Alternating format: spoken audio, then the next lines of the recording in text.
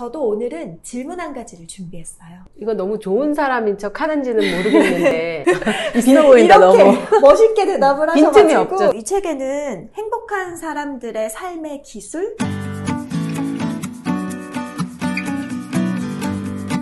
새 여자에게 명상을 부탁해. 안녕하세요. 안녕하세요. 저기도 안녕하세요. 새 여자에게 명상을 부탁해 14번째 부탁으로 함께합니다. 저는 책 읽어주는 여자 윤지안이고요. 저는 아로마 심리를 담당하는 이승혜라고 합니다. 네, 저는 명상을 안내하는 마하슈리입니다. 와, 어색한 박수.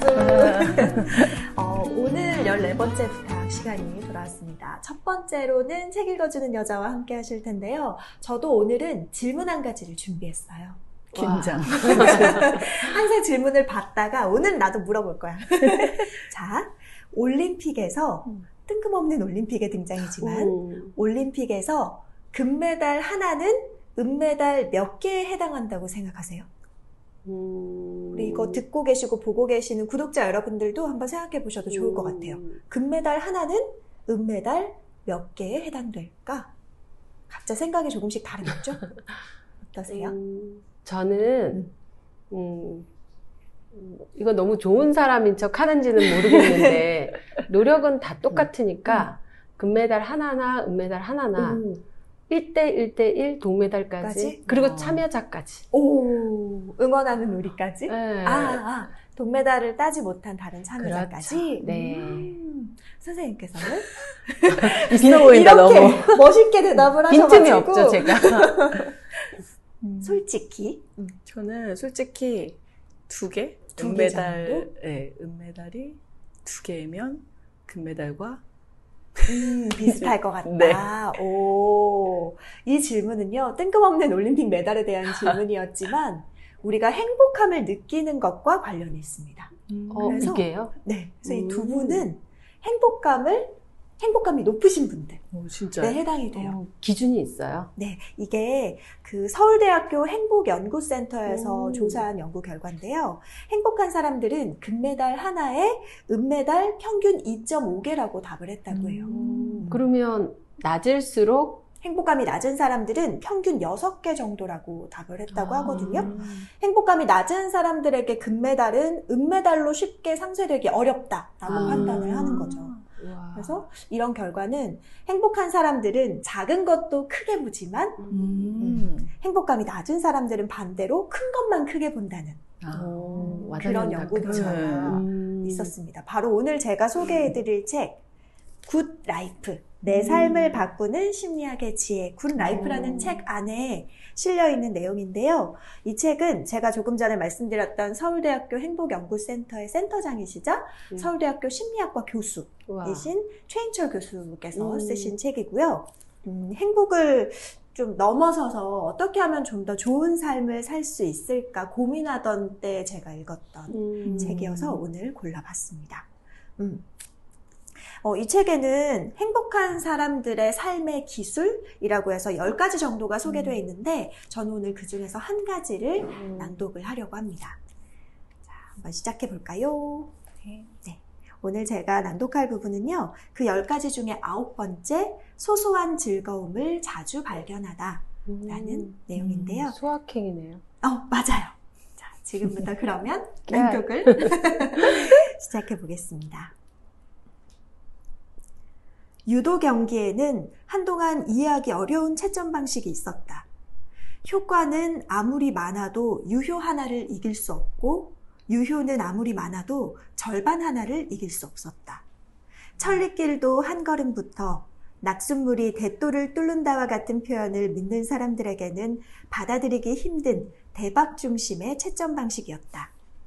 다행히 효과는 2008년 후로 폐지되었다.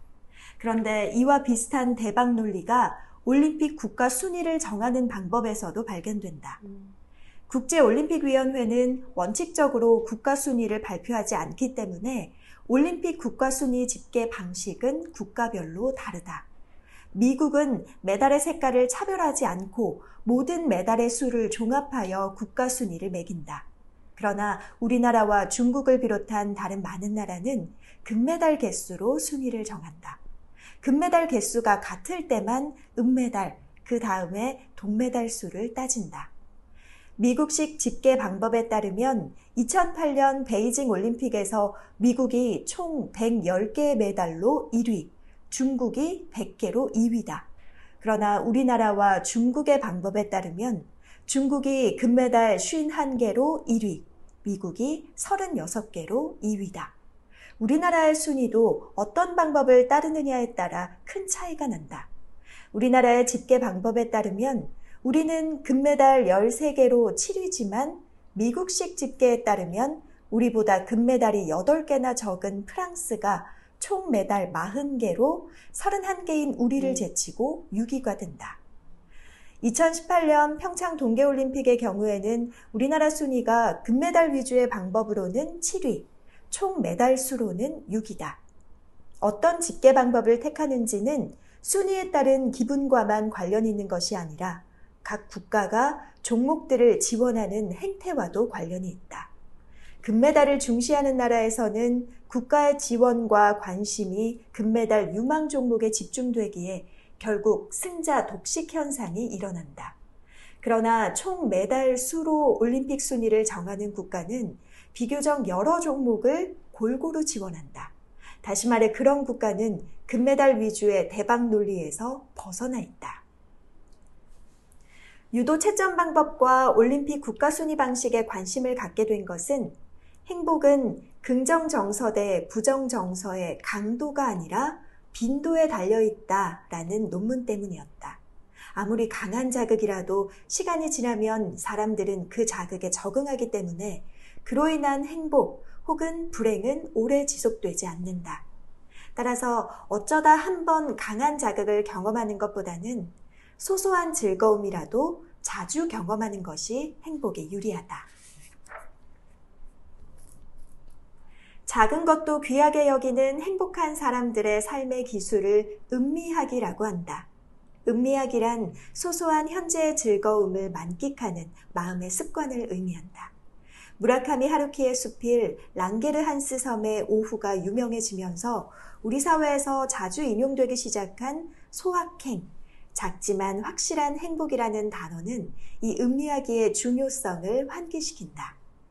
갓 구운 빵을 손으로 찢어 먹는 것, 서랍 안에 반듯하게 접어 돌돌만 속옷이 잔뜩 쌓여있는 것, 정결한 면 냄새가 풍기는 하얀 셔츠를 머리에서부터 뒤집었을 때의 기분, 겨울밤 부스럭 소리를 내며 이불 속으로 들어오는 고양이의 감촉 등 소소하게 음미할 것들은 이처럼 우리 일상 곳곳에 있다. 행복한 사람들은 소소한 즐거움들을 더 자주 경험하려고 일상을 재구성하는 사람들이다. 소확행이라는 말이 유행하기 이전부터 이미 소확행의 삶을 살고 있었던 사람들이다. 네, 여기까지입니다. 소확행 그대로였어요. 어떠셨어요? 오늘 내용은? 아까 그 소소한 행복에 대해서 쭉 나열을 할 때 되게 듣는 사람이 행복해지고 상상이 되더라고요. 근데 너무 익숙해서 실제로 그런 게 행복이라는 생각 별로 많이 못했던 것 같아요. 요즘은. 그리고 그런 거에 대해서 자꾸 행복을 느끼면 진짜 빈도가 엄청나게 늘어날 것 같다는 생각을 했어요. 그러면 행복해지는 거겠네요. 그죠?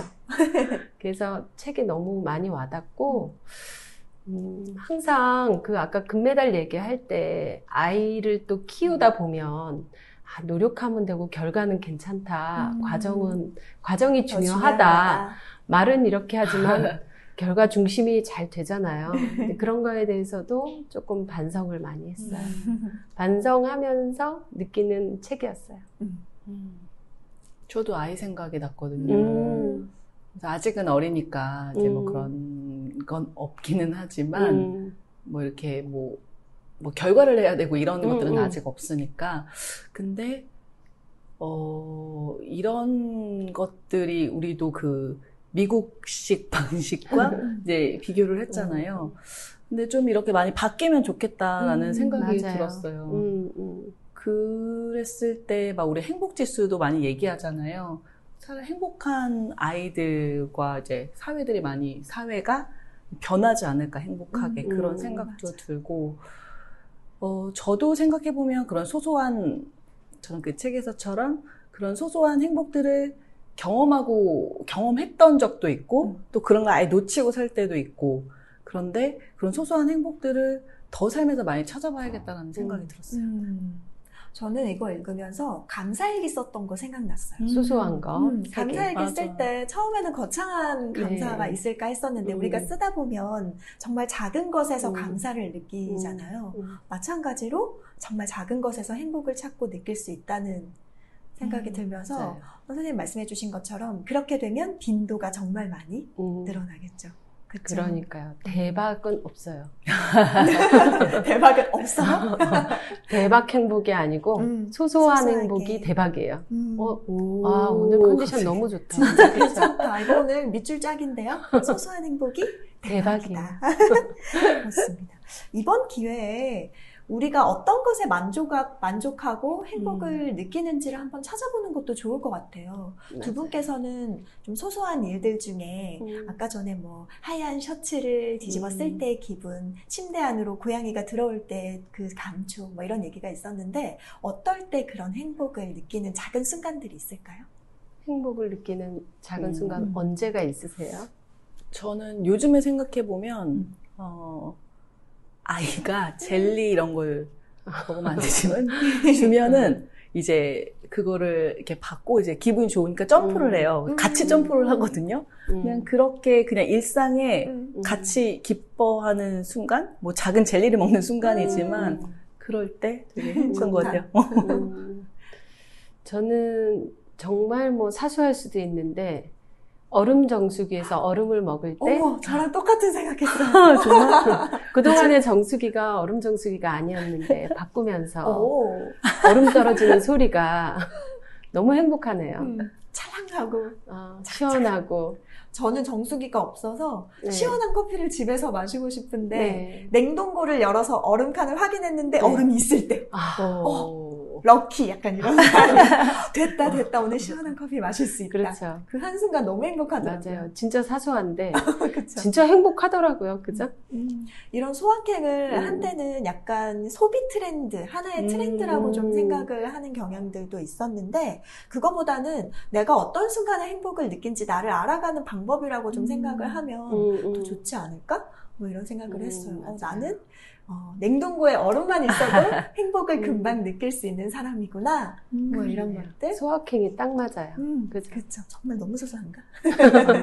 그렇습니다. 그리고 이 책에 정말 좋은 내용들이 많은데 행복을 위한 11가지 행동이라는 게 좀 정리가 되어 있어서 오늘 그것도 함께 소개해드리면 어떨까 싶은데요. 네. 따로 이렇게 표시를 해왔습니다. 행복을 위한 11가지 활동 중에 첫 번째가 명상하기. 와. 1번 명상하기. 명상해야죠. 행복지수 너무 높은 선생님이시죠. 2번이 또 운동하기. 요가로 만약에 운동을 한다면. 2번 가지. 운동. 1, 2번. 그러니까요. 아이고 넘어갔네. 3번 친절 베풀기. 4. 자신에게 중요한 목표 추구하기. 감사 표현하기. 낙관적 마음 갖기. 삶의 즐거움을 만끽하기. 그리고 행복한 사람처럼 행동하기. 지금 이 순간을 음미하기. 스트레스를 이기는 효과적 전략들을 사용하기. 마지막으로 타인과 비교하지 않기. 이렇게 있었습니다. 10번에 스트레스를 이기는 효과적 전략들을 사용하기는 아로마가 좀 생각났어요. 그렇죠. 행복감을 순식간에 탁 끌어올려주는, 맞아요. 기분을 끌어올려주는 힘이 있잖아요. 그렇죠. 뇌로 바로 딱 전달이 되죠. 향기는 2층에 뇌. 그래가지고 바로 그냥 행복하고 싶을 때 냄새 하나만으로도 충분히 기분 전환 될 수 있으니까. 그럼 우리는 뭐 명상하고 또 그런 효과적 전략들을 활용하는 아로마하고 책 읽고 이미 행복을 위한 활동들을 다양하게 하고 있는 거 아닌가 하는 생각이 좀 들어요. 저도 그렇네요. 지금 갑자기 들은 생각인데 아까 행복한 척하기? 행복한 사람처럼 행동하기. 네. 그렇게 하다 보면 행복이 좀 뭔가 습관이 돼야 될 것 같다. 그러니까 행복하지 않아도 자꾸 찾는 습관, 소확행 그렇게 해야 더 행복해지지 않을까? 노력은 필요한 것 같다는 생각이 들었어요. 감사일기처럼 행복 메모 이런 거를 적어보는 것도 맞아요. 제가 나는 이 순간에 행복을 느끼네. 그냥 지나칠 수 있는 순간도 딱 행복으로 맞아요. 전환을 할 수 있을 것 같아요. 좋네요. 그렇죠. 지금 우리 방송 함께하고 계시는 분들도 함께 책 읽죠. 함께 명상하죠. 또 아로마 심리에 관한 이야기하죠. 이미 저희 방송을 구독하고 함께해 주시는 것만으로도 이미 행복을 위한 행동을 하고 계신 거 아닌가. 맞네요. 그렇죠? 그런 생각을 해봤습니다. 네. 앞으로의 날들도 그런 소소한 즐거움들이 가득해서 결국엔 행복한 하루하루를 살아갈 수 있는 그런 날들이 됐으면 좋겠습니다. 네. 네. 자, 그럼 오늘 책 읽어주는 여자는 여기까지 하려고 합니다. 아쉬워요. 그러니까. 소소한 끝난 거 행복. 오늘따라 조금 빨리 그쵸. 끝난 것 같네요. 빨리 끝나서 행복한 건가요? 그런가? 그럼 내 차례 끝났나? 행복. 맞습니다. 자, 그러면 오늘은 여기까지 하겠습니다. 책 읽어주는 여자 다음 시간에 또 함께해요. 앞으로 이어질 명상과 아로마 시간도 함께해 주세요. 안녕. 푸르륵. 안녕. 안녕.